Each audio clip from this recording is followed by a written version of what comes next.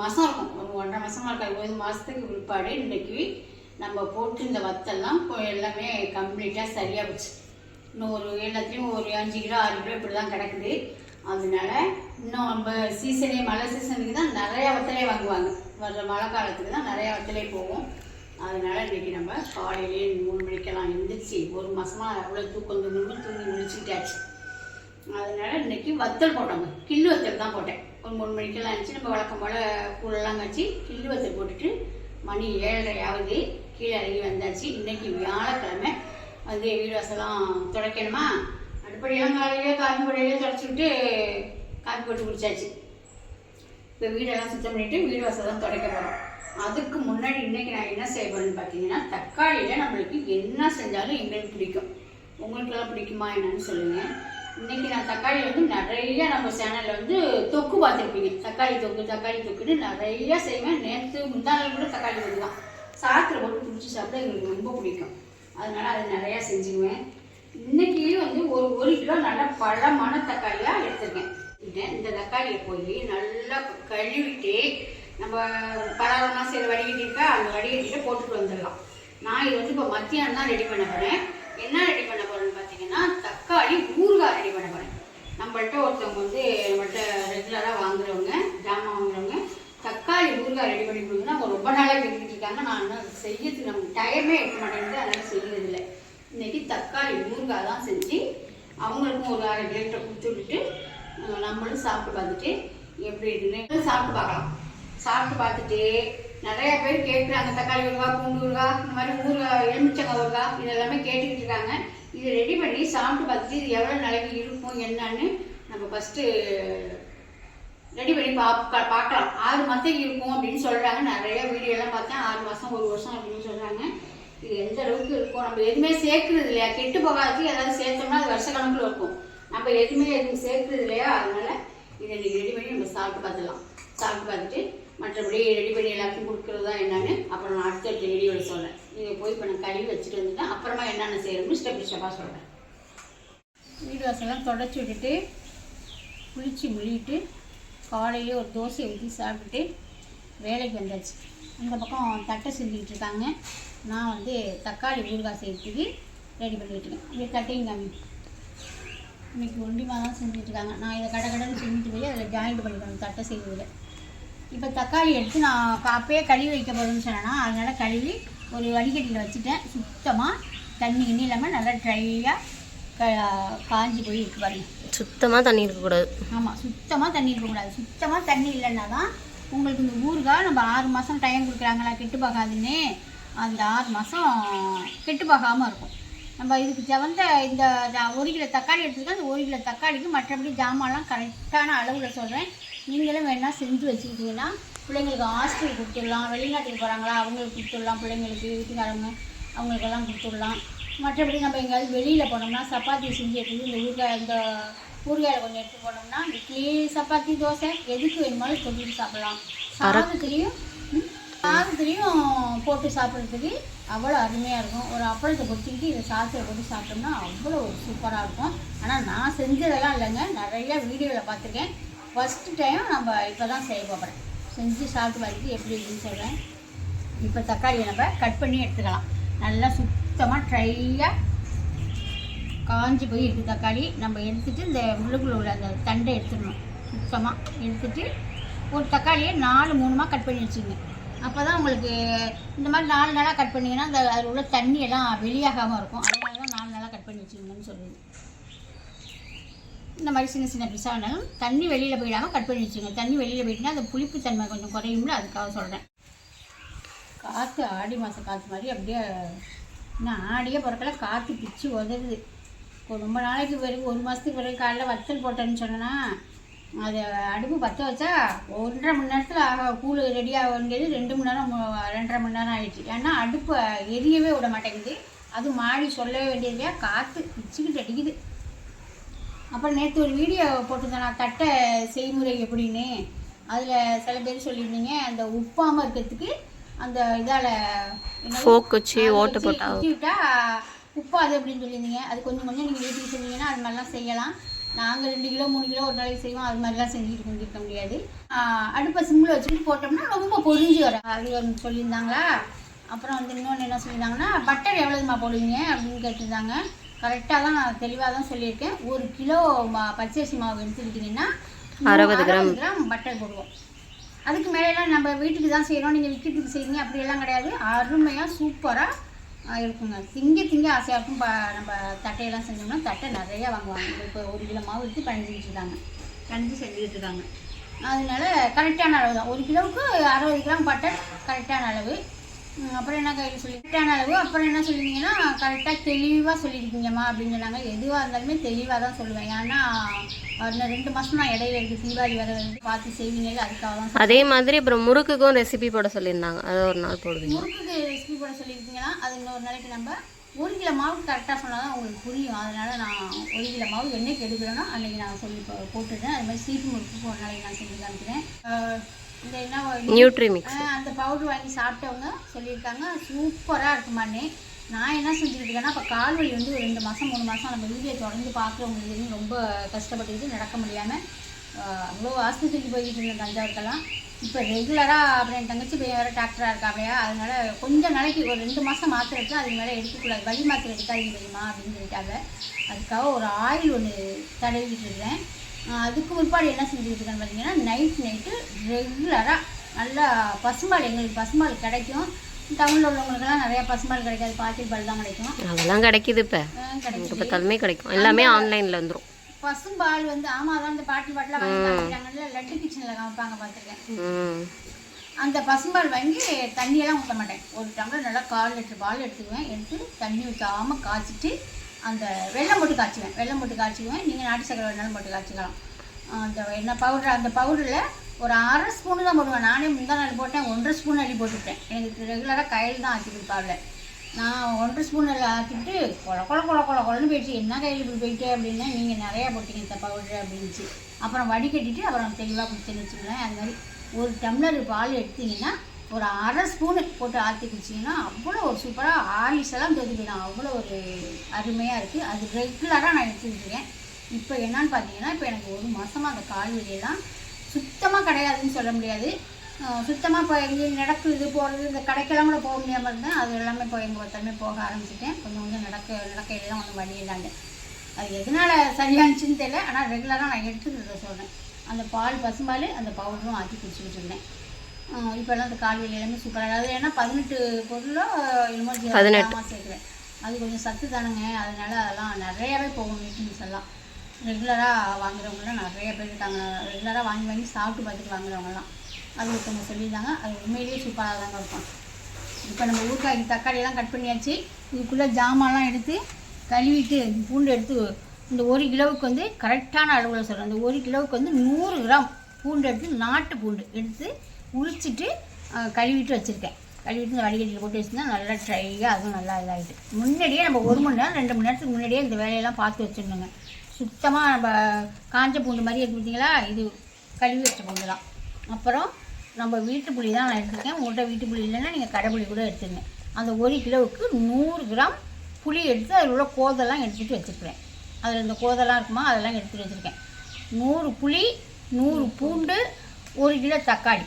மற்றபடி என்ன சேர்க்குறேன்னா நான் சொல்கிறேன் உங்களுக்கு. இரும்பு எண்ணெய் செடி தான் வச்சுருக்கேன். அதில் வந்து நம்ம ஊறுகாய்க்கு மெயினாக நல்லெண்ணெய் தாங்க.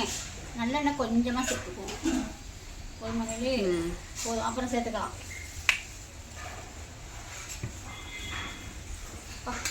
நல்லெண்ணெய் செக்கு எண்ணெய் வேணாலும் எடுத்துக்கலாம். நீங்கள் இந்த எண்ணெய் வேணாலும் எடுத்துக்கலாம், இதே எண்ணெய் வேணாலும் எடுத்துக்கலாம். நான் இதே எண்ணெய் தான் எடுத்துருக்கேன். எண்ணெய் சட்டி முன்னாடி ஏற்கனவே நல்லா சூடாகிடுச்சு. நம்ம இந்த அரிஞ்சு வச்சுருக்க தக்காளியை சேர்த்துக்கலாம்.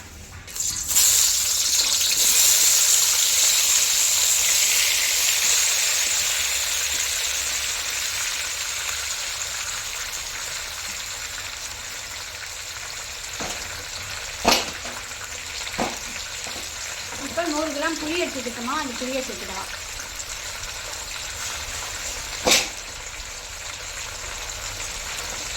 இன்னைக்கு எங்கள் வீட்டில் மத்தியான சமையல் வெறும் சாதம் வடித்து இதுதான் குழம்பு. மஞ்சள் தூள் சேர்த்துக்கலாம். மஞ்சள் தூள்லாம் சேர்த்து சீக்கிரமாக கெட்டு போகாது. இதுக்கு தேவையான கொஞ்சமாக உப்பு போட்டுக்குவோம், அப்புறமா போட்டுக்கலாம். இது வதங்கிட்டு போட்டுக்கோங்க, கொஞ்சம் அதிகமாகவே தான் நான் போட்டுக்கேன். நல்லா கரண்டி எல்லாமே நல்லா ட்ரையான கரண்டியாக வச்சுக்கணும். எண்ணெய் சட்டியெல்லாம் பார்த்துருப்பீங்க, நல்லா கழுவி காய வச்சுக்கேன். இதை இப்போ என்ன செய்யணும்னா, நம்ம வேறு வீட்டுக்கெல்லாம் செஞ்சோம்னா மூடி வச்சு வதக்கணும்னா டக்குன்னு வதங்கும். அதனால் மூடி வச்சு வதக்கணும். இப்போ இந்த ஊறுகாய்க்கு மூடியெல்லாம் வைக்கக்கூடாது. மூடி வச்சோம்னா அந்த வேர்வை தண்ணி அதில் சேர்ந்துடும். அதனால் மூடி வைக்கக்கூடாது. சும்மாவே நம்ம அடுப்பை கொஞ்சம் வேகமாக வச்சுட்டு வதக்கி விடலாம். நல்லா தைல மாதிரி ஆகிற வழி வதக்கி விட்டுருவோம். வதக்கி விட்டு அப்புறம் பார்ப்போம். நல்லா வதங்கிச்சு பாருங்க, நல்லா குழைவாயிடுச்சா. இந்த புளி, இந்த உப்பு, தக்காளி 3 சேர்த்து நல்லா வதங்கிடுச்சு. இப்போ வந்து இதை என்ன செய்யணும்னா இறக்கி ஒரு பக்கமாக ஆற வச்சுட்டு இதுக்கு தேவையான பொடி ரெடி பண்ணிடலாம். அப்புறம் வந்து சில பேர் என்ன செய்கிறாங்கன்னு சொன்னீங்கன்னா, தக்காளியை இந்த மாதிரி வதக்காமல் அவிச்சிட்டு செய்கிறாங்க. தக்காளி ஒண்டி அவிச்சிட்டு செய்கிறாங்க. அந்த மாதிரியெல்லாம் செய்யாதீங்க. இந்த மாதிரி வதக்கிட்டு செஞ்சால் தான் இது ரொம்ப நாளைக்கு வச்சுக்கிறதுக்கு, ரொம்ப நாளைக்கு வச்சு சாப்பிட்றதுக்கு நல்லா இருக்குங்க. அது எந்த அளவுக்கு இருக்குன்னு தெரியல, ஆனால் நிறைய வீடியோ பார்த்தேன் அவிச்சிட்டு செய்கிறாங்க. தக்காளியை நல்லா அவிச்சிட்டு குக்கரில் கூட விட்டு விசில விட்டுட்டு தாளிக்கிறாங்க. அதெல்லாம் அந்தளவுக்கு நல்லா இருக்கா என்னன்னு தெரியல. இது சூப்பராக அருமையாக இருக்கும். கரெக்டாக பார்த்துங்க நான் செய்யறது. இப்போ இதை எடுத்து நம்ம ஆற வச்சிடலாம். வேறு எண்ணெய் சட்டி வச்சு நல்லா 1 ஸ்பூனு, நல்லா கொஞ்சம் பெரிய ஸ்பூன் தான், நல்லா பார்த்துங்க. 1 ஸ்பூனு வெந்தயம் சேர்த்துருக்கேன். 1 ஸ்பூனு கடுகு, 1.5 ஸ்பூனு கடுகு, 1 ஸ்பூன் வெந்தயம், 1.5 ஸ்பூனு கடுகு. நல்லா கறிக்கிறாமல் நல்லா இந்த மாதிரி சடப்பட வெடிக்கையில் எடுத்துடலாம். வெடிக்க பார்த்தீங்களா? இப்போ எடுத்துடலாம். இது வெந்தயமும் நல்லா வெடிச்சு போச்சு. இதை எடுத்து இப்போ ஒரு பக்கமாக இருக்கட்டும். இப்போ இதுக்கு தாளிப்பு கொடுத்துடலாமா? ஆறிடுச்சு. இதை போய் மிக்சி சாரில் ஒரு சுற்றினா அப்படியே நல்லா மை மாதிரி போயிடும். சுற்றி எடுத்துக்கிட்டு நம்ம வறுத்த கடுகையும் வெந்தயத்தையும் பொடி பண்ணி எடுத்துகிட்டு வந்துடுறேன். இதெல்லாம் நான் அரைச்சிட்டு வந்துட்டேங்க. அரைச்சிட்டு வந்துட்டு ஒரு எண்ணெய் சட்டி வச்சுருக்கேன். சின்ன எண்ணெய் சட்டியாக வச்சுக்கிட்டேன். இப்போ இதுக்கு நல்லெண்ணெய், தேவையான நல்லெண்ணெய் ஊற்றிக்கலாம். 1 லிட்டருக்கு இது வந்து 1/2 லிட்டர் பாக்கெட்டா, ஒரு 1/4 லிட்டர்கிட்ட ஊற்றிட்டேன். எண்ணெய் நல்லா சூடாகட்டும். இப்போ எண்ணெய் நல்லா காஞ்சிச்சு. 1 ஸ்பூனு கடுகு, கொஞ்சோண்டு வெள்ளை உளுந்து. நல்லா அந்த கடுகு நல்லா வெடிக்கட்டும். வெடித்தோடனே ஒரு 4-5 பட்டை மிளகாய். நீங்கள் எவ்வளோ 10 பட்டை மிளகாயா? 10 பட்டை மிளகாய். உங்களுக்கு எவ்வளோ காரம் தேவையோ அந்த மாதிரி சேர்த்துங்க. இந்த மிளகாயும் அந்த ஊறுகாயோட தொட்டுக்கிட்டு சாப்பிடல அவ்வளோ சூப்பராக இருக்குங்க. நல்லா புளிப்பு உரப்பெல்லாம் சேர்ந்துக்கிட்டு மிளகாயும் அவ்வளோ அருமையாக இருக்கும். பூண்டு, சுத்தம் பண்ணி இருக்க பூண்டு நல்லா வதங்கட்டும். கொஞ்சமாக கருவேப்பிலை, கொஞ்சமாக பெருங்காயத்தூள். பெருங்காயத்தூள்லாம் கூட கொஞ்சம் சேர்த்துக்கலாம். நல்லா வாசமாக நல்லா தான் இருக்கும். தொட்டு சாப்பிட நல்லா டக்குன்னு செரிமானம் கொடுக்கும். இப்போ நம்ம தனி மிளகாத்தூள் வச்சுருக்கோமா, அதில் வந்து இந்த 1 கிலோவுக்கு அதே ஸ்பூனு தான் வச்சுருக்கேன். ஒரு 2 ஸ்பூன் எடுத்துக்குவோம். ஏன்னா நம்ம புளிப்பு ரெண்டுமே புளிப்பும் சேர்த்துருவோம், புளியும் சேர்த்துருக்கோம், தக்காளியும் புளிக்கும். அதனால அதெல்லாம் நம்ம புளிப்பை எடுக்கிறதுக்கு இந்த உரப்பு தான். 2 ஸ்பூன் சேர்த்துக்கேன். 2 ஸ்பூனும் வந்து ஒரு 50 கிராம் இருக்குங்க. இந்த எண்ணெயில் போட்டோம்னா அந்த மிளகாத்தூள் வந்து நல்லா பொரிஞ்சு போய் நல்ல ஒரு கலர் கொடுக்கும். பச்சை வாசனை போயிடும். நல்லா அந்த பச்சை வாசனையும் போயிடும். புதுவையில் அரைக்கிற மிளகாத்தூள் எப்படி காஷ்மீர் மிளகாத்தூள் மாதிரி இருக்குவாங்க. இப்போ இது எல்லாமே நல்லா பச்சை வடையெல்லாம் போயிட்டு நம்ம அரைச்சி வச்சுருக்க பேஸ்ட்டு, தக்காளி பேஸ்ட்.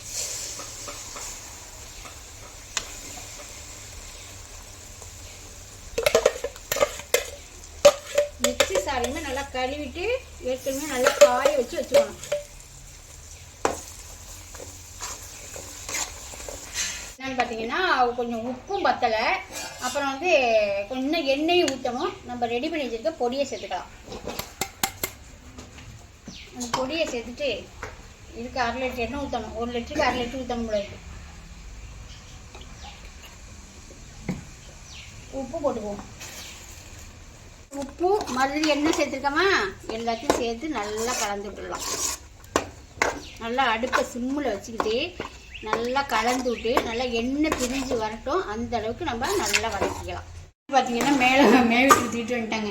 என்னென்னு பார்த்தீங்கன்னா எங்கள் அக்கா வீட்டுக்காரவங்க எங்கள் அத்தா வந்துட்டாங்க.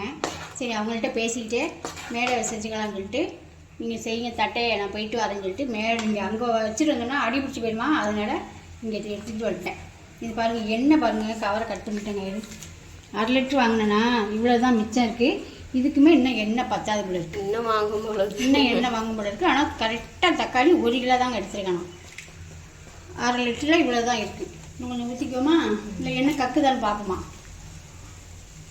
கொஞ்சமாக சேர்த்துக்குவோம். சேர்த்துக்கிட்டு சிம்லேயே வச்சு நல்லா வதக்கிடுவோம். எண்ணெய் நல்லா பிரிஞ்சு வருதான்னு பார்க்கலாம். சட்டிக்கிட்டு எல்லாம் ஒட்டாமல் சும்மா வலுவலுன்னு போகுது. கேசரிக்கு இருந்தோம்னா அப்படி தான் ஓடும் அந்த மாதிரி. ஏன்னா அவ்வளோ எண்ணெய் ஊற்றிருக்கோம். 400 கிராம் ஊற்றிருக்காங்க. ஒரு 100 கிராம் தான் மிச்சம் இருக்குது காட்டுறவங்களுக்கு. அதே மாதிரி மிளகாத்தூள் கரெக்டான அளவு உங்கள்கிட்ட நான் சொல்லலை. மறுபடியும் நான் எவ்வளோ எடுத்தேனோ அதே அளவில் நான் எடுத்து எடை வச்சு பார்த்தேன். 100 கிராமுக்கு கொஞ்சம் கூட தான் இருந்துச்சு. அதனால் 100 கிராம், 1 கிலோ தக்காளிக்கு 100 கிராம் எல்லாமே கரெக்டான அளவில் தான் சொல்லியிருக்கேன். எப்படி பார்த்தீங்களா? இந்த மாதிரி வழுக்குன்னு சட்டியில் ஒட்டாமல் வர்ற பக்கத்தில் நம்ம அடுப்பு ஆஃப் பண்ணிவிட்டு நல்லா ஆற வச்சு ஒரு கண்ணாடி பாட்டில் எடுத்து ஸ்டோர் பண்ணி வச்சுக்கலாம். ஆனால் ஒரு ஃப்ரிட்ஜில் வச்சுக்கிட்டு சாப்பிட்றது தான் நல்லது. ஏன்னா நம்ம இதில் வேறு எதுவுமே நம்ம சேர்க்கலைங்க. கெட்டு போகாதுன்னு அந்த இது என்ன சேர்ப்பாங்க, வினிகர்லாம் சேர்ப்பாங்க. அதெல்லாம் நம்ம சேர்க்காம தானே செய்கிறோம். அதனால் புளி சேர்த்துருக்கோம். நம்ம சீக்கிரம் அவ்வளோ சீக்கிரம் கெட்டு போகாது. சுத்தமாக நம்ம தண்ணியே டச் பண்ணவே இல்லை. அதனால் அவ்வளோ சீக்கிரம் கெட்டு போகாது. இருந்தாலும் நீங்கள் ஃப்ரிட்ஜில் வச்சு சாப்பிட்டிங்கன்னா கண்டிப்பாக ஒரு 6 மாதத்துக்கு வச்சு சாப்பிடலாம். ஒன்றுமே செய்யாது. இதை ஆற வச்சு இதில் ஒரு 1/2 கிலோ ஒருத்தவங்களுக்கு கொடுத்து விட்டுட்டு மற்றது நம்ம மதியானம் சாப்பாட்டுக்கே இதுதான். நான் மதியானம் சாப்பாட்டில் போட்டு சாப்பிட்டு பார்த்துட்டு எப்படி இருக்குன்னு சொல்லுங்கள். இப்போயே நாங்கள் சாப்பிட்டு பார்த்தோம். அவ்வளோ அருமையாக சூப்பராக இருக்கும். ஊறுகாய்னா ஊறுகாய் தான். எப்படி இருக்குங்களா? நல்லா அந்த எண்ணெயெல்லாம் இன்னும் கொஞ்சம் கக்கி வரட்டும். அடுப்பு சிம்லேயே வச்சுக்கட்டும். நல்லா எண்ணெய் கக்கி வந்துருக்குங்களா? இதுக்கு மேலே நம்ம எண்ணெய் ஊற்றணும்னாலும் நம்ம பெட்டியெல்லாம் போட்டு விட முடியாதுங்க. இது கரெக்டான எண்ணெய். இங்கே பாருங்க, ஒரு 100 கிராம் இருக்கும். இருக்குது அவ்வளோதான். 1 கிலோவுக்கு 400 நல்லெண்ணெய். உம்மில் போட்டோன்னே நல்லா சுத்தமாக எண்ணெய் பிரிஞ்சு வந்துட்டு கரெக்டான அளவு. 1 கிலோவுக்கு 400 சொன்னோன்னா கரெக்டான அளவில் இருக்குது. இதை இப்போ நம்ம அடுப்பை ஆஃப் பண்ணிவிட்டு நல்லா ஆற விட்டலாம். சுட சோத்தை வடிச்சுக்கிட்டு அப்புறமா பார்ப்போங்க. இதை நம்ம இப்போ கொடுக்க வேண்டியவங்களுக்கு ஒரு சில்வர் டப்பாவில் தான் எடுக்க போகிறேன். எடுக்கிறதுக்கு முன்னாடி நம்ம சாதத்தை போட்டு, சாதம்லாம் ரெடி ஆகிடுச்சு, சாதத்தை போட்டு சாப்பிட்டு பார்த்துட்டு அப்புறமா டப்பாவில் எடுப்போம். இதுதான் இருக்குது கறி. சுட இப்படி சாதத்தை வச்சு நல்லா மழை நேரத்துக்கெல்லாம் அந்த மாதிரி தொக்கு வச்சு சாப்பிட்டோம்னா அவ்வளோ ஒரு அருமையாக இருக்கும். இதுக்கு தொட்டுக்கிறதுக்கு பார்த்திங்கன்னா பீன்ஸும் கேரட்டும் பொரியல் பண்ணியிருக்கேன். ஒரு அப்பளம் வந்து பொரிச்சு தொட்டுக்கிட்டு சாப்பிட்டோம்னாலே அவ்வளோ ஒரு சூப்பராக இருக்கும். இப்போ இந்த தொக்கில் கொஞ்சமாக நான் நிறையாவே, அது குழம்பா இருந்தாலும் நிறையா போட்டுக்க மாட்டேன், பரட்டி தான் சாப்பிடுவேன். இதில் எண்ணெயெல்லாம் நல்லா வேணுங்கிற எண்ணெய் நம்ம ஊற்றிருக்கோம். அதனால இதை கொஞ்சமாக போட்டு நல்லா பெசரி சாப்பிட்டோம்னா அவ்வளோ ஒரு சூப்பராக இருக்கும். இப்படி கலர்ஃபுல்லாக இருக்குதுங்களா? அருமையாக இருக்குது சாப்பாடு.